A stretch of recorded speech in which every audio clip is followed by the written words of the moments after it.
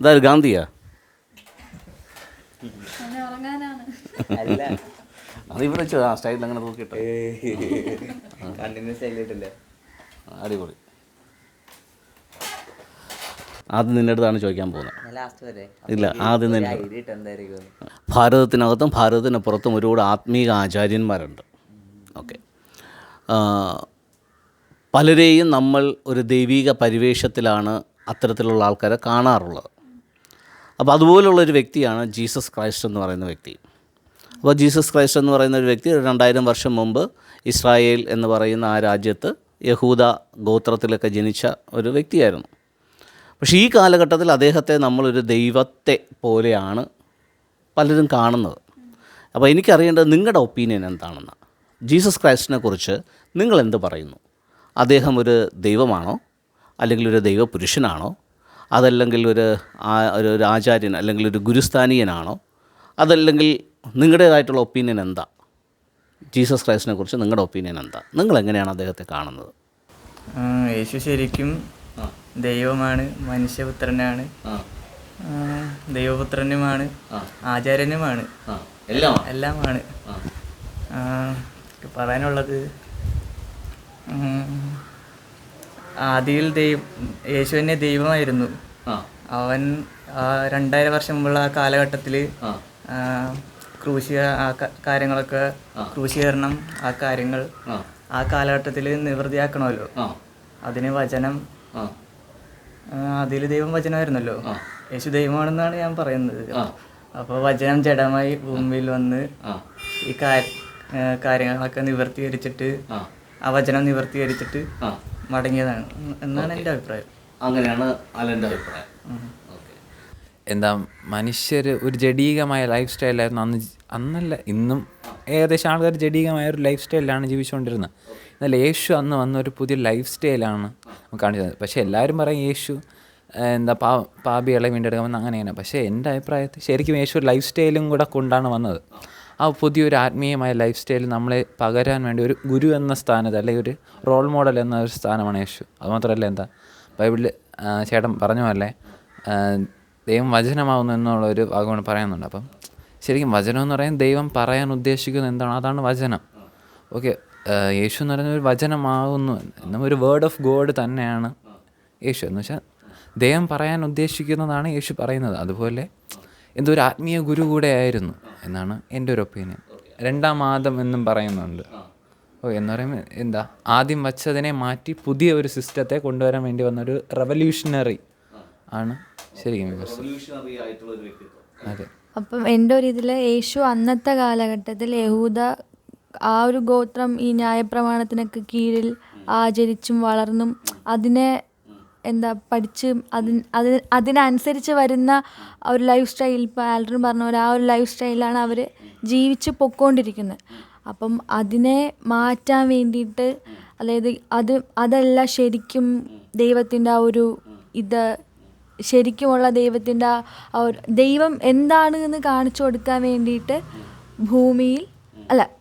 കാണിച്ചു കൊടുക്കാൻ വേണ്ടിയിട്ട് വന്നൊരു വ്യക്തി. അത് ഈ കാലഘട്ടത്തിൽ ഇപ്പം നമ്മുടെ ഈ ശ്രീനാരായണ ഗുരുവിനൊക്കെ പറയുന്നത് പോലെ അന്നത്തെ കാലഘട്ടത്തിൽ യേശു അവർക്ക് വേണ്ടിയിട്ട് ശരിക്കുമുള്ള ഒരു വഴി തുറന്നു കൊടുക്കാൻ വന്ന ഒരു വ്യക്തി എന്നും പറയാം. ആ യേശുവിൻ്റെ അകത്തിരിക്കുന്ന ആ ഒരു യേശു സ്പിരിറ്റിനെ ആക്റ്റീവാക്കിയ ഒരു മനുഷ്യനാണ്. അതുകൊണ്ട് യേശുവിനെ ദൈവമെന്നും പറയാം. അതാണ് എൻ്റെ ഒരു പറയാം. ഈ ആ സ്പിരിറ്റിനെ ആക്റ്റീവാക്കി മറ്റുള്ളവർക്ക് തൻ്റെ അകത്തിരിക്കുന്ന സ്പിരിറ്റാണ് ശരിയായ ദൈവികത എന്ന് മറ്റുള്ളവർക്ക് ഷെയർ ചെയ്യുന്ന ഒരു ഗുരുവുമാവാം, ദൈവം എന്നും പറയാം. എല്ലാം ആണ്. എൻ്റെ അഭിപ്രായത്തിൽ ഈ പറഞ്ഞതെല്ലാം കൂടെ കൂടിക്കലർന്നതാണ്. വ്യക്തിത്വമാണ് യേശു ക്രിസ്തു. അതായത് എല്ലാവരും പറയുന്ന പോലെ ഭയങ്കര ഒരു അത്ഭുതമായിട്ട് അല്ല യേശു ജനിച്ചതെന്ന് പറയുന്നത്. നോർമൽ ഒരു വ്യക്തി ജനിക്കും പോലെയാണ് യേശു ജനിച്ചത്, ഒരു പച്ചയായ മനുഷ്യനായിട്ട്. പക്ഷേ തുടർന്ന് യേശുക്രിസ്തു ജീവിക്കുമ്പോൾ ഒരു ദൈവപുത്രൻ എന്ന് പറയുന്ന റോൾ എടുത്തുകൊണ്ടാണ് യേശുക്രിസ്തു ജീവിച്ചത്. ശരിയായിട്ടുള്ള ഈശ്വരനിൽ നിന്നിട്ട് സ്വീകരിച്ച് ആ കാര്യങ്ങളെ മറ്റുള്ളവരിലേക്ക് പകരാൻ. അപ്പോൾ ആദ്യം ഒരു പച്ചയായിട്ടുള്ള മനുഷ്യപുത്രനായിട്ട് ജനിച്ചു. പിന്നെ ആ ദൈവപുത്രൻ എന്ന് പറയുന്ന റോൾ എടുത്തു. പിന്നെ ഇത് ഒരുപാട് വ്യക്തികൾക്ക് കൊടുത്തു. അതിൽ നിന്നിട്ട് യേശുക്രിസ്തുവിന് ഒരുപാട് കോറായിട്ടുള്ള ശിഷ്യന്മാരും ഉണ്ടായിരുന്നു. അപ്പോൾ അവർക്കൊരു ഗുരുസ്ഥാനീയനാണ്, അപ്പോൾ ഒരു ആത്മചാര്യനെന്ന് നമുക്ക് പറയാം. അപ്പോൾ ശരിയായിട്ടുള്ള ഈശ്വരനിൽ നിന്ന് വരുന്നിട്ടുള്ള കാര്യങ്ങൾ കൊടുക്കാനായിട്ട് കോറായിട്ട് യേശുക്രിസ്തുവിന് കുറേ ശിഷ്യന്മാരും ഉണ്ടായിരുന്നു. അപ്പോൾ യേശുക്രിസ്തുവിനെ നമുക്ക് ആത്മീയാചാര്യനെന്നും പറയാം. അവസാനം ശരിക്കും കൊടുത്ത കാര്യങ്ങളെയും ആ ശരിയായിട്ടുള്ള ഈശ്വരനെയും യേശുവിലിരിക്കുന്ന ഈശ്വരന്റെ ഭാവത്തെയും യേശുവിൽ തന്നെ പൂർത്തിയാക്കി. അതായത് ആ ദൈവത്തിൻ്റെ ആ ഈശ്വരൻ്റെ റോള് യേശു തന്നെ പൂർത്തീകരിച്ചു. അപ്പോൾ ദൈവമെന്നും പറയാം. ഓക്കെ, ഈ അവസാനം പറഞ്ഞതിൻ്റെ ഒരു കുറച്ചുകൂടി ഒന്ന് ക്ലാരിറ്റി പറയാമോ? ഈശ്വരൻ്റെ ഭാവം തന്നിൽ തന്നെ നിവർത്തിച്ചു എന്ന് പറയുമ്പോൾ എന്താ ഉദ്ദേശിക്കുന്നത്? അതായത് ശരിക്കുമുള്ള ഈശ്വരൻ എന്ന് പറയുന്നത് ഈ ഭൂമിയിൽ നിറഞ്ഞു നിൽക്കുന്നതാണ്. അതിൻ്റെ ഓരോ അംശം നമ്മുടെ ഉള്ളിലുമുണ്ട്. അപ്പം അതിനെ തിരിച്ചറിഞ്ഞ് ആ ഒരു ലൈഫ് സ്റ്റൈലിൽ ആ ഒരു പൊസിഷനിലേക്ക് മാറി. അതുകൊണ്ട് യേശുവിന് ദൈവമെന്ന് പറയാം. പിന്നെ വേറൊരു കാര്യം, യേശുവിനെ ദൈവമെന്ന് പറയുമ്പോൾ യേശു മാത്രമല്ല ദൈവമെന്നല്ല ഞാൻ ഉദ്ദേശിക്കുന്നത്. യേശുവിനെ പോലെ ഇപ്പോൾ നമ്മൾക്കും പറ്റുമെങ്കിൽ നമുക്കും ദൈവമാകാം എന്നതാണ്. ദൈവം എല്ലാമാണ്, ദൈവം എല്ലാത്തിലുണ്ട്. ഇല്ല, ദൈവത്തെ കുറിച്ചല്ല നമ്മൾ സംസാരിക്കുന്നത്, ജീസസ് ക്രൈസ്റ്റിനെ കുറിച്ചിട്ടാണ്. അപ്പോൾ ജീസസ് ക്രൈസ്റ്റിനെ കുറിച്ചിട്ട് എന്താണ് ദിലുവിൻ്റെ ഒരു ഒപ്പീനിയൻ? ദൈവമാണോ, ദൈവപുരുഷനാണോ, ഒരു ഗുരുവാണോ? ദൈവം എല്ലാവർക്കും വേണ്ടിയിട്ട് മരിച്ചായിരുന്നു. നമുക്ക് വേണ്ടിയിട്ടും അന്ന് ജനിക്കാനുള്ള കുഞ്ഞുങ്ങൾക്ക് വേണ്ടിയിട്ട് മരിച്ചായിരുന്നു. അപ്പോൾ എൻ്റെ ക്വസ്റ്റ്യൻ ഇങ്ങനെയാണ്, ദൈവത്തിന് മരിക്കാൻ പറ്റുമോ? മരിക്കാൻ പറ്റില്ല. പിന്നെ അങ്ങനെ മരിക്കും? പക്ഷെ അന്ന് എല്ലാവർക്കും വേണ്ടി മരിച്ച്. അങ്ങനെ ഇത് ഗിലുവിന് പറഞ്ഞു തന്നതാരാ? ദൈവം 2000 വർഷം മുമ്പ് എല്ലാവർക്കും വേണ്ടി മരിച്ചു എന്ന് ആരാ പറഞ്ഞു? കുരിശിൽ അങ്ങനെ കേട്ടേക്കണേ. അങ്ങനെ കേട്ടേക്കുവാണ്. ആര് പറഞ്ഞതാ? ആരും പറഞ്ഞതെന്ന് എനിക്കത് ഓർമ്മയില്ല, പക്ഷെ കേട്ടിട്ടുണ്ട്. അങ്ങനെ കേട്ടിട്ടുണ്ട്. ആ കേട്ടറിവിൻ്റെതാണ് ഇപ്പോൾ പറയുന്നത് അല്ലേ? അല്ല, ഉറപ്പൊന്നുമില്ല. ഉറപ്പുണ്ട്, ചെറുതായിട്ടുണ്ട്. ഓക്കെ. സ്പിരിറ്റിൽ നമ്മളെല്ലാവരും ഒന്നാണ്. വേൾഡ് ക്രിയേഷന് മുമ്പ് ഒറ്റ സ്പിരിറ്റിലായിരുന്നു നമ്മളെല്ലാവരും. അപ്പോൾ നമ്മളിപ്പോൾ സ്പിരിറ്റ് ആക്ടിവേറ്റ് ആക്കിയിട്ടുണ്ടെങ്കിൽ നമ്മളെല്ലാവരും വീണ്ടും ഒന്നാവത്തില്ലേ? അതായത് ഈ പ്രപഞ്ചം സൃഷ്ടിക്കുന്നതിന് മുമ്പ് സകല മനുഷ്യരിലും ഇരിക്കുന്ന സ്പിരിറ്റുകളെല്ലാം കൂടെ ചേർന്ന് ഒറ്റ സ്പിരിറ്റ് ദൈവമായിരുന്നു. അത് കഴിഞ്ഞിട്ട് ആ സ്പിരിറ്റിൽ നിന്നാണ് സകല മനുഷ്യരിലേക്കും നമ്മുടെ ഉള്ളിലിരിക്കുന്ന സ്പിരിറ്റിന്റെ സെപ്പറേഷൻ വന്നു. അപ്പം അങ്ങനെ സ്പിരിറ്റ് വസിക്കുന്ന വ്യക്തിയിലിരിക്കുന്ന ആ സ്പിരിറ്റിനെ നമുക്ക് ഐഡന്റിഫൈ ചെയ്ത് ആക്ടിവേഷൻ ചെയ്തെടുക്കാൻ പറ്റുകയാണെങ്കിൽ വീണ്ടും ആ ഓൺനെസ്സിലേക്ക് വരും എന്നുള്ളതാണ്. അങ്ങനെ വരും. അങ്ങനെയാണെങ്കിൽ നമ്മളും ദൈവം എന്ന് പറയാൻ പറ്റുമോ? നമുക്കും ദൈവം എന്ന് പറയാൻ പറ്റുമെന്നാണോ, പറ്റുമോ ചോദ്യമാണ് എൻ്റെ. ഓക്കെ, ആ ക്വസ്റ്റ്യൻ ഞാൻ ആൻസർ ചെയ്യാം. എന്താ ചേട്ടൻ പറഞ്ഞ പോലെ നമ്മൾ ഒരു സ്പിരിറ്റിൽ നിന്നാണ് വന്നിരിക്കുന്നത്. അപ്പം ദൈവത്തിൻ്റെ സ്പിരിറ്റ് എന്ന് വെച്ചാൽ ഇപ്പം എന്താ പറയുക, ഒരു ചക്കയിൽ നിന്ന് ഒരു ചക്കക്കുരു വീരുന്നു, അത് വളർന്നു കഴിഞ്ഞാൽ അതും ചക്കയാണ്, ചക്ക പ്ലാവാകുന്നു. അപ്പോൾ അതുപോലെ നമ്മളും ദൈവത്തിൻ്റെ അംശത്തിൽ നിന്ന് വരുമ്പോൾ ഉറപ്പായും നമ്മളും ദൈവം എന്ന് പറയാൻ പറ്റും. അതെ, പക്ഷേ യേശു ദൈവം എന്ന് പറയുന്നതിൻ്റെ കാരണം ആ ദൈവത്തിൻ്റെ ആ ലൈഫ് സ്റ്റൈലിൽ അല്ലെങ്കിൽ ആ റോഡിൽ യേശു അവിടെ വർക്ക് ചെയ്തു, അല്ലെങ്കിൽ അവരുടെ മുമ്പിൽ കാണിച്ചു കൊടുത്തു. അപ്പോൾ നമ്മളിതേപോലെ ചത്തിരുന്ന ദൈവം ഒന്നും ആരും പറയൂല. ബട്ട് നമ്മൾ ആ ഒരു ലെവലിൽ നമ്മളും ആ സ്പിരിറ്റിനെ ആക്ടിവേറ്റ് ചെയ്ത് വർക്ക് ചെയ്താൽ ഓഫ് കോഴ്സ് നമ്മളും ദൈവമാണ്. അതെ. യേശുക്രിസ്തുവിലിരുന്ന ശരിയായിട്ടുള്ള ഈശ്വരൻ്റെ ആ അംശത്തെ തിരിച്ചറിഞ്ഞ് ആ ഈശ്വരൻ്റെ റോള് മുഴുവനായിട്ട് യേശുക്രിസ്തുവിൽ തന്നെ എടുക്കാൻ വേണ്ടിയിട്ട് യേശുക്രിസ്തു അതിനെ പൂർത്തീകരിച്ചു.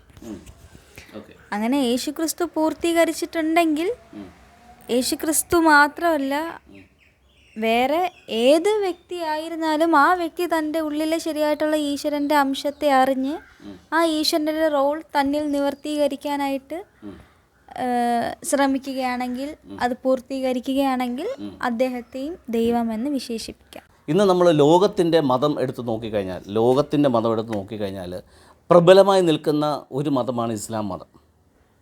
ഓക്കെ, ഇസ്ലാം മതത്തെക്കുറിച്ച് എല്ലാവർക്കും അറിയാം. അപ്പോൾ ഇസ്ലാം മതം പറയുന്നത് ദൈവത്തിനൊരിക്കലും മരിക്കാൻ പറ്റില്ലെന്നാണ്. ഓക്കെ, അപ്പോൾ മരിക്കാൻ പറ്റില്ല എന്ന് പറയുന്ന ആട്രിബ്യൂട്ടാണ് ദൈവത്തിന് ഒരു വിശേഷണമായിട്ട് ഇസ്ലാം മതം ഹൈലൈറ്റ് ചെയ്യുന്നത്. പക്ഷേ ക്രിസ്ത്യാനികൾ വാദിക്കുന്നത് ദൈവത്തിന് മരിക്കാൻ പറ്റുമെന്നാണ്. അപ്പോൾ മരിച്ചു, ദൈവം ഇവിടെ മനുഷ്യനായി വന്നിട്ട് എന്ത് ചെയ്തു, മരിച്ചു എന്നാണ് ക്രിസ്ത്യൻസ് പറയുന്നത്. എന്നിട്ട് ക്രിസ്ത്യൻസ് അതിൻ്റെ കൂടെ ചേർത്ത് പറയുന്നൊരു കാര്യമാണ്, മരിച്ചു എങ്കിലും 3 ദിവസം കഴിഞ്ഞപ്പോൾ അദ്ദേഹം ഉയർത്തെഴുന്നേറ്റു. അപ്പോൾ ആ ഒരു പോയിന്റ് വെച്ചിട്ടാണ് ക്രിസ്ത്യാനികൾ പറയുന്നത് ജീസസ് ദൈവമാണ്. കാരണം മരിച്ചവരിൽ നിന്ന് ആരും ഇതുവരെ ഉയർത്തെഴുന്നേറ്റിട്ടില്ല. ആര് മാത്രമേ ഉയർത്തുള്ളൂ? ജീസസ് മാത്രമേ ഉയർത്തുള്ളൂ. അതുകൊണ്ട് ജീസസ് ദൈവമാണ് എന്ന് ആര് പ്രൊജക്റ്റ് ചെയ്യുന്നു? ക്രിസ്ത്യാനികൾ പ്രൊജക്റ്റ് ചെയ്യുന്നു. അപ്പോൾ രണ്ട് മതം തമ്മിലുള്ള കോൺട്രഡിക്ഷൻ എന്താ? ഒരു മതം പറയുന്നു മരിക്കാൻ പറ്റില്ല എന്ന് പറയുന്നു, മറ്റൊരു മതം പറയുന്നു മരിച്ചു, പക്ഷേ ആ മരണത്തിൽ നിന്ന് ഉയർത്തെഴുന്നേറ്റത് കൊണ്ട് അദ്ദേഹം ദൈവമാണെന്ന് പറയുന്നു. ഇനി ഹൈന്ദവ മതത്തെ സംബന്ധിച്ചിടത്തോളം ഒരു ദൈവിക പരിവേഷമുള്ള അല്ലെങ്കിൽ ദൈവത്തിൻ്റെ ആട്രിബ്യൂട്ട്സ് ഉള്ള, ദൈവത്തിൻ്റെ സ്വഭാവഗുണങ്ങളുള്ള ആര് വന്നാലും അവരെ ദൈവമായിട്ട് അംഗീകരിക്കാനായിട്ട് ഹൈന്ദവ മതത്തിന് അവർ തയ്യാറാണ്, അവർക്ക് മടിയൊന്നുമില്ല. ഓക്കെ, സോ അവർ കുറച്ചുകൂടെ വിശാല മനസ്കരാണ്. ആരെയും അവരെന്ത് ചെയ്യും? ദൈവമായിട്ട് അവർ അംഗീകരിക്കും, ആരാധിക്കും. സോ ഇങ്ങനെ 3 മതങ്ങളിലും 3 തരത്തിലുള്ള വിശ്വാസമാണ് നിലനിൽക്കുന്നത്. അപ്പോൾ ആ ഒരു പശ്ചാത്തലത്തിൽ ജീസസിനെ നമുക്ക് ഇതിൽ ഏത് കാറ്റഗറിയിൽ പെടുത്താമെന്നുള്ളതാണ് ഈ ക്വസ്റ്റ്യൻ്റെ ശരിക്കുമുള്ള ലക്ഷ്യമെന്ന് പറയുന്നത്. അപ്പോൾ ദൈവമായിട്ട് കൺസിഡർ ചെയ്യണോ, അത് നമ്മളെപ്പോലെ ഒരു മനുഷ്യനായിട്ട് കൺസിഡർ ചെയ്യണോ, അല്ലെങ്കിൽ ദൈവിക പരിവേഷമുള്ളൊരു മനുഷ്യനായിരുന്നോ, അല്ലെങ്കിൽ വെറും ഒരു ആത്മീയ ഗുരുവായിരുന്നോ, അതോ ഇതെല്ലാമായിരുന്നോ? ഇതൊക്കെയാണ് നമ്മുടെ ചോദ്യത്തിൻ്റെ പ്രസക്തമായ ഭാഗമെന്ന് പറയുന്നത്. അപ്പോൾ നിങ്ങൾ കുറേ കാര്യങ്ങൾ സംസാരിച്ചത് നിങ്ങളിലിരിക്കുന്ന മതപരമായ അറിവ് വെച്ചിട്ടാണ് നിങ്ങൾ സംസാരിച്ചത്. ബൈബിളിൽ നിന്ന് പഠിച്ചതോ, അല്ലെങ്കിൽ മറ്റേതെങ്കിലും പാസ്റ്റർമാരോ അച്ഛന്മാരോ പ്രസംഗിച്ചതോ, അല്ലെങ്കിൽ ചില ബുക്കുകളിൽ നിന്ന് വായിച്ച അറിവൊക്കെ വെച്ചിട്ടാണ് നിങ്ങൾ സംസാരിച്ചത്, അല്ലേ? അപ്പോൾ ഞാനിതിൻ്റെ ഒരു കൺക്ലൂഷൻ പറയാം. ഞാൻ മനസ്സിലാക്കിയ, അല്ലെങ്കിൽ എനിക്കൊരു റെവലേഷനായിട്ട് കിട്ടിയ, അല്ലെങ്കിൽ ഒരു ഒരു എൻലൈറ്റ്മെൻറ്റിലൂടെ കിട്ടിയ ജീസസിൻ്റെ കാര്യം ഞാൻ പറയാം. അപ്പോൾ പലപ്പോഴും ഞാനിത് പറയുമ്പോഴത്തേക്ക് ഇത് കേൾക്കുന്ന വ്യക്തികൾ വിചാരിക്കും ഞാൻ ഒരു ദുരുപദേശം പറയുകയാണെന്ന് വിചാരിക്കാം. ഓക്കെ, അങ്ങനെ വിചാരിക്കട്ടെ, അല്ല നമുക്ക് എന്ത് ചെയ്യാൻ പറ്റും? നേരത്തെ അലൻ പറഞ്ഞപ്പോൾ പറഞ്ഞു വചനം ജഡമായി തീർന്നു, അതുകൊണ്ട് യേശു ദൈവമാണ് എന്നുള്ളൊരു പോയിൻ്റ് പറഞ്ഞു. വചനം ജഡമായി തീർന്നു, വചനം എന്ന് പറയുന്നത് ദൈവമാണ്, അതുകൊണ്ട് ആ വചനം ജഡമായി വന്നതുകൊണ്ട് ദൈവമാണ് എന്നുള്ളൊരു പോയിൻ്റാണ് അവിടെ ഹൈലൈറ്റ് ചെയ്യാൻ ഉദ്ദേശിക്കുന്നത്. ഓക്കെ, പലപ്പോഴും നമുക്ക് വ്യക്തത ഇല്ലാത്ത ഒരു കാര്യമാണ്. അപ്പോൾ യോഹന്നാൻ പറയുന്നു ആദിയിൽ വചനമുണ്ടായിരുന്നു, വചനം ദൈവത്തോടു കൂടെയായിരുന്നു, വചനം ദൈവമായിരുന്നു എന്നൊക്കെ പറഞ്ഞത് തുടങ്ങുന്നത്. അപ്പോൾ പലപ്പോഴും ഒരു സാധാരണക്കാരൻ ഇത് വായിക്കുമ്പോഴത്തേക്ക് ഈ വചനം എന്ന് പറയുന്നത് എന്ത് വലിയ സാധനമാണ്, വചനം ദൈവമാണ് എന്നൊക്കെ ഉള്ളൊരു രീതിയിൽ ഒരു ഒരു ആക്ഷരികമായ അർത്ഥത്തെ നമ്മളൊന്ന് പൊലിപ്പിച്ചെടുക്കും. പക്ഷേ എന്താണ് ഇതുകൊണ്ട് യോഹന്നാൻ ഉദ്ദേശിച്ചതെന്ന് പറയാം. ഓക്കെ, ഈ വചനമെന്ന് പറഞ്ഞു കഴിഞ്ഞാൽ എന്താ ഈ വചനമെന്ന്, ആ യോഹന്നാൻ ഉദ്ദേശിച്ച വചനം എന്താണെന്ന് ചോദിച്ചു കഴിഞ്ഞാൽ, പഴയ നിയമകാലത്ത് ഒരുപാട് പ്രവാചകന്മാരുണ്ടായിരുന്നു. ആരൊക്കെയാണ്? ഇരമ്യാ പ്രവാചകൻ ഉണ്ടായിരുന്നു, പിന്നെ ആരുണ്ടായിരുന്നു? യെശയ്യാ പ്രവാചകൻ ഉണ്ടായിരുന്നു, പിന്നെ ആരുണ്ടായിരുന്നു? യാക്കോബ്. യെഹസ്കേൽ പ്രവാചകൻ ഉണ്ടായിരുന്നു, ദാനിയേൽ പ്രവാചകൻ ഉണ്ടായിരുന്നു, മീഖ പ്രവാചകൻ ഉണ്ടായിരുന്നു, ശമൂവേൽ പ്രവാചകൻ ഉണ്ടായിരുന്നു. ഇങ്ങനെ അനേക പ്രവാചകന്മാർ പഴയ നിയമത്തിലുണ്ടായിരുന്നു. അതിൽ മേജർ പ്രോഫിറ്റ്സ് എന്നും മൈനർ പ്രോഫിറ്റ്സ് എന്നും പറയുന്നുണ്ട്. അങ്ങനെ പല കാറ്റഗറി ഉണ്ട്. പക്ഷേ ഈ പ്രവാചകന്മാരെല്ലാം പറഞ്ഞ ഒരു പ്രവചനമുണ്ട്. എന്താണ് പ്രവചനം? ഇസ്രായേലിനൊരു രക്ഷകൻ വരും. ഇതെപ്പോഴാണ് ഈ പ്രവചനം തുടങ്ങിയെന്ന് വെച്ച് കഴിഞ്ഞാൽ, ദാവീദിൻ്റെ മരണശേഷം, ശലോമോൻ്റെ മരണശേഷം രാജ്യം ശിഥിലമായപ്പോൾ അനേക രാജാക്കന്മാർ വന്ന് ഇവരെ യുദ്ധത്തിൽ തോൽപ്പിച്ച് അവിടെയുള്ള കാര്യങ്ങളൊക്കെ മോഷ്ടിച്ച് കൊണ്ടുപോയപ്പോൾ, കൊള്ളയിട്ട് കൊണ്ടുപോയപ്പോൾ, ദേവാലയത്തെ അവർ നശിപ്പിച്ചപ്പോൾ, അവിടെയുള്ള അവരുടെ സമാധാനപരമായ ജീവിതക്രമം തെറ്റിയപ്പോൾ ഇനി ആര് വരണം? ഇസ്രായേലിൽ ദാവീദിനെ പോലെയോ ശലോമോനെ പോലെയുള്ളൊരു രക്ഷകൻ വരണമെന്ന് ആര് പ്രവചിക്കുകയാണ്? പ്രവാചകന്മാർ പ്രവചിക്കുകയാണ്. ആരുടെ ഭാഗത്തു നിന്ന് പ്രവചിക്കുകയാണ്? ജനങ്ങൾക്ക് വേണ്ടി പ്രവചിക്കുകയാണ്. ആരുടെ ഭാഗത്തു നിന്ന് പ്രവചിക്കുകയാണ്? ദൈവത്തിൻ്റെ ഭാഗത്തു നിന്ന് പ്രവചിക്കുകയാണ്. അപ്പോൾ ദൈവത്തിൻ്റെയും ജനങ്ങളുടെയും മധ്യത്തിൽ നിന്നുകൊണ്ട് ഈ ഇസ്രായേൽ ജനങ്ങൾക്ക് വേണ്ടി ഒരു രക്ഷകൻ വേണം എന്ന പ്രവചനങ്ങൾ എഴുതി വെച്ചു. ഈ എഴുതി വെച്ച പ്രവചനങ്ങളെയാണ് എന്ത് വിളിക്കുന്നത്? വചനം എന്ന് വിളിക്കുന്നത്. ഓക്കെ, ഇനി ഈ പ്രവചനം പറയാനായിട്ട് ഇവരെ പ്രേരിപ്പിച്ച കാര്യം എന്താ? അവർ ദൈവിക പുരുഷന്മാരാണ്, ഒരു ദൈവത്തിൻ്റെ ആത്മാവ് വസിക്കുന്ന ആൾക്കാരാണ്. അതിൽ നിന്നുകൊണ്ടാണ് ഈ പ്രവചനം പറയുന്നത്. എന്തിനു വേണ്ടി? ഒരു നന്മയ്ക്ക് വേണ്ടി. അപ്പോൾ ദൈവിക ഭാവം ഉള്ളിലുള്ള ആൾക്കാർ ഇത് പ്രവചിച്ചു എന്നുള്ളത് കൊണ്ട് ഈ വചനത്തിൻ്റെ അടിസ്ഥാനം ആര് തന്നെയാണ്? ദൈവം തന്നെയാണ്. അതുകൊണ്ടാണ് വചനം ദൈവമാണെന്ന് പറയാൻ കാരണം. ഇനി ഈ വചനത്തിനകത്ത് ഇവർ പറഞ്ഞ ഒരു വ്യക്തി, ഒരു രക്ഷകൻ, ആ രക്ഷകൻ വരണ്ടേ? ആ രക്ഷകൻ എവിടുന്ന വരേണ്ടത്? അത് ദൈവത്തിൻ്റെ ആത്മാവിൽ നിന്ന് തന്നെയാണത് ഉടലെടുക്കേണ്ടത്. അപ്പോൾ ഈ വരാൻ പോകുന്ന രക്ഷകൻ്റെ സ്പിരിറ്റ് ആരിൽ മറഞ്ഞിരിക്കുക? ഇപ്പോൾ ദൈവത്തിൽ മറഞ്ഞിരിക്കുക. നമ്മളും ജനിക്കുന്നതിന് മുമ്പ് നമ്മളുടെ സ്പിരിറ്റ് എവിടെയായിരുന്നു? ദൈവത്തിൽ തന്നെയായിരുന്നു. സോ ഇതേ രീതിയിൽ ജീസസ് ക്രൈസ്റ്റ് എന്ന് പറയുന്ന വ്യക്തിക്കകത്ത് ദൈവം വെച്ചിരുന്ന സ്പിരിറ്റ് ജനിക്കുന്നതിന് മുമ്പ് എവിടെയായിരുന്നു? ദൈവത്തോട് കൂടെയായിരുന്നു. അപ്പോൾ അങ്ങനെ ഒരു അർത്ഥത്തിൽ ആ വാക്യം ഒന്ന് വായിച്ചു നോക്കിയേ. ആദിയിൽ വചനമുണ്ടായിരുന്നു. എന്താ വചനം? ഇങ്ങനെ ഒരാൾ വരാൻ പോവുകയാണ്, ഒരു രക്ഷകൻ വരാൻ പോവുകയാണ് എന്നുള്ള വചനങ്ങൾ. ഓക്കെ, അത് തിരുവെഴുത്തുകളെന്നും പറയാം. ആ വചനം ആരോടുകൂടെയായിരുന്നു? ആ ജനിക്കാൻ പോകുന്ന വ്യക്തിയുടെ സ്പിരിറ്റ് ദൈവത്തോടു കൂടെയായിരുന്നു. അതുകൊണ്ട് ആ വ്യക്തി ആരായിരുന്നു? ദൈവമായിരുന്നു. ആ വചനം ജഡം ധരിച്ചു, ജഡത്തിൽ വെളിപ്പെട്ടു. ആരായി തീർന്നു? ജീസസ് ക്രൈസ്റ്റ് എന്ന് പറയുന്നൊരു വ്യക്തിയായി തീർന്നു. സോ ജീസസ് ക്രൈസ്റ്റ് ദൈവമാണ് എന്ന് നമ്മൾ ക്ലെയിം ചെയ്യുന്നുണ്ടെങ്കിൽ, ആരെങ്കിലും ക്ലെയിം ചെയ്യുന്നുണ്ടെങ്കിൽ, ആ വ്യക്തികൾ എന്തും പറയണം, നമ്മിലിരിക്കുന്ന സ്പിരിറ്റും ആരുടെ കൂടെയായിരുന്നു? ദൈവത്തോടൊപ്പം തന്നെയായിരുന്നു. അപ്പം നമ്മളും ആരായിരുന്നു? ദൈവമായിരുന്നു. ഇപ്പം നമ്മൾ ഏത് ഭാവത്തിലിരിക്കുന്നു? ജഡഭാവത്തിലിരിക്കുന്നു. ഈ ജഡത്തിൽ ഇരുന്നു കൊണ്ട് നമുക്ക് എന്ത് എക്സിബിറ്റ് ചെയ്യാൻ പറ്റും? ജീസസിനെ കുറിച്ച് പറയുന്ന വേറൊരു കാര്യമാണ്, അവനിലല്ലോ ദൈവത്തിൻ്റെ സകല സമ്പൂർണ്ണതയും ദേഹരൂപത്തിൽ വസിച്ചത്. അപ്പോൾ ജഡത്തിൽ വസിക്കുമ്പോഴും ജീസസ് ക്രൈസ്റ്റ് എക്സിബിറ്റ് ചെയ്തിരുന്ന കാര്യങ്ങൾ എന്തായിരുന്നു? ദൈവിക ഭാവത്തിലുള്ള കാര്യങ്ങളായിരുന്നു. നേരത്തെ പറഞ്ഞതുപോലെ ഗലാത്യർ ലേഖനത്തിനകത്ത് പറയുന്ന ദൈവിക ആട്രിബ്യൂട്ട്സ് ആര് പ്രദർശിപ്പിച്ചു? ജീസസ് പ്രദർശിപ്പിച്ചു. ഇതേ കാര്യം ആർക്കും ചെയ്യാൻ പറ്റും? നമുക്കും ചെയ്യാൻ പറ്റും. ഈ ജഡശരീരത്തിൽ ഇരിക്കുമ്പോൾ തന്നെ നമ്മുടെ ഉള്ളിൽ ഇരിക്കുന്ന സ്പിരിറ്റ് ദൈവത്തിൻ്റെ സ്പിരിറ്റ് ആയതുകൊണ്ട്, ദൈവത്തിൻ്റെ അതേ ആട്രിബ്യൂട്ടുള്ള സ്പിരിറ്റ് ആയതുകൊണ്ട് ആ കാര്യങ്ങൾ നമുക്കും എന്ത് ചെയ്യാൻ പറ്റും? എക്സിബിറ്റ് ചെയ്യാൻ പറ്റും. പക്ഷേ ശ്രമിച്ചാലേ പറ്റത്തുള്ളൂ.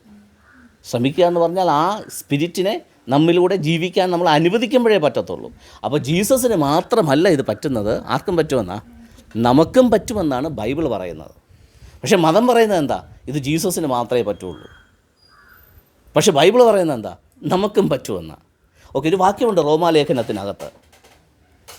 റോമാലേഖനത്തിൻ്റെ വാക്യം ഇതാണ്: ജീസസിൻ്റെ ഉള്ളിലിരുന്ന ദൈവാത്മാവ് ജീസസിനെ മരണത്തിൽ നിന്ന് ഉയർപ്പിച്ചതുപോലെ അതേ ആത്മാവ് നിങ്ങളിൽ വസിക്കുന്നുവെങ്കിൽ നിങ്ങളുടെ ഈ മർത്യ ശരീരത്തിൽ നിന്ന് നിങ്ങളെയും ഇന്ന് ജീസസ് ആയിരിക്കുന്ന സ്റ്റേജിലേക്ക് ജീവിപ്പിക്കും. അതായത് ജീസസ് ഇന്നായിരിക്കുന്ന ഉയർപ്പിൻ്റെ ലൈഫ് സ്റ്റൈൽ എന്ന് പറയുന്നത് ജഡമയത്തിലല്ല, അതൊരു വിൺമയത്വമുള്ള ശരീരമാണ്. അതായത് ഈ മാസ് ബോഡി അല്ല, അതൊരു എനർജി ബോഡിയായി മാറി. അതേ എനർജി ബോഡിയായിട്ട് ആര് മാറാൻ പറ്റും? നമുക്കും ജീവിച്ചിരിക്കുമ്പോൾ തന്നെ പറ്റും. എന്തുണ്ടെങ്കിൽ ജീസസിലിരുന്ന അതേ സ്പിരിറ്റ് നമ്മിൽ ആക്റ്റീവാണെങ്കിൽ. അപ്പോൾ ബൈബിൾ പറയുന്നു ജീസസിന് മാത്രമല്ല നമുക്കും പറ്റുമെന്ന് പറയുമ്പോൾ ക്രിസ്തീയ മതം എന്ത് ഹൈലൈറ്റ് ചെയ്യുന്നുണ്ട്? നമുക്ക് പറ്റില്ല, ആർക്ക് മാത്രമേ പറ്റുള്ളൂ? ജീസസിന് മാത്രമേ പറ്റുള്ളൂ. അത് തെറ്റല്ലേ? അപ്പോൾ നമ്മൾ പഠിപ്പിക്കേണ്ടതും നമ്മൾ പ്രൊപ്പഗേറ്റ് ചെയ്യുന്നതും എന്താ? ജീസസിനെ പോലെ ആർക്കും ജീവിക്കാമെന്നാണ്, നമുക്കും ജീവിക്കാം. അപ്പോൾ ജീസസിനൊരു ദൈവിക പരിവേഷം ഉണ്ടെങ്കിൽ ആർക്കും ആ പരിവേഷം എടുക്കാൻ പറ്റും, നമുക്കും ആ ദൈവിക പരിവേഷം എടുക്കാൻ പറ്റും. ഓക്കെ, ഇനി ആരെങ്കിലും പറയുകയാണ് ജീസസ് ദൈവമല്ല എന്ന് പറയുകയാണെങ്കിൽ നമ്മളും ദൈവമല്ല. ആരെങ്കിലും ജീസസ് ദൈവമാണെന്ന് പറയുകയാണെങ്കിൽ നമുക്കും ആ ദൈവിക ഭാവമുണ്ട്. ക്ലിയറായോ? ഒൺലി തിങ്, ജീസസ് ജീവിച്ചതുപോലെ ഉള്ളിലിരിക്കുന്ന ആ ദൈവിക ഭാവത്തെ പ്രദർശിപ്പിക്കാനായിട്ട് നമ്മൾ തയ്യാറാകണമെന്ന് മാത്രം. ജീസസ് ജനിച്ചത് പരിശുദ്ധാത്മാവിനാലാണ്. അതുകൊണ്ട് ജീസസിൻ്റെ ജനനം ഒരു ദിവ്യത്വം നിറഞ്ഞതായിരുന്നു എന്ന് വാദിക്കുന്ന ആൾക്കാരുണ്ട്. യെസ്, ബൈബിൾ അങ്ങനെ പറയുന്നുണ്ട്. ഉണ്ട്. ജീസസിൻ്റെ ജനനം പോലെ ആയിരുന്നു നമ്മുടെ ജനനവും എന്നും ബൈബിൾ പറയുന്നുണ്ട്. പുരുഷനിൽ നിന്നല്ല, അങ്ങനെയല്ല. ബൈബിളിൻ്റെ വാക്യം എന്താണെന്ന് ചോദിച്ചു കഴിഞ്ഞാൽ പുരുഷൻ്റെ ഇഷ്ടത്താലല്ല, ജഡത്തിൻ്റെ ഇഷ്ടത്താലല്ല, രക്തത്താലല്ല, ദൈവത്തിൽ നിന്നത്രേ ജനിച്ചിരിക്കുന്നത്. ആര്? നമ്മളെല്ലാവരും. ജീസസും എങ്ങനെയാണ് ജനിച്ചെന്ന് പറയുന്നത്? പുരുഷൻ്റെ ഇഷ്ടത്താലല്ല, സ്ത്രീയുടെ ഇഷ്ടത്താലല്ല, ജഡത്താലല്ല, രക്തത്താലല്ല എന്ന ജീസസിൻ്റെയും ജനനത്തെക്കുറിച്ച് പറയുന്നത്. അപ്പോൾ ബൈബിൾ രണ്ടുപേരുടെ ജനനത്തെക്കുറിച്ചും ഒരേ കാര്യം പറയുന്നു. അപ്പോൾ നമ്മുടെ ജനനവും ഒരു ഡിവൈനിറ്റിയിൽ തന്നെയായിരുന്നു.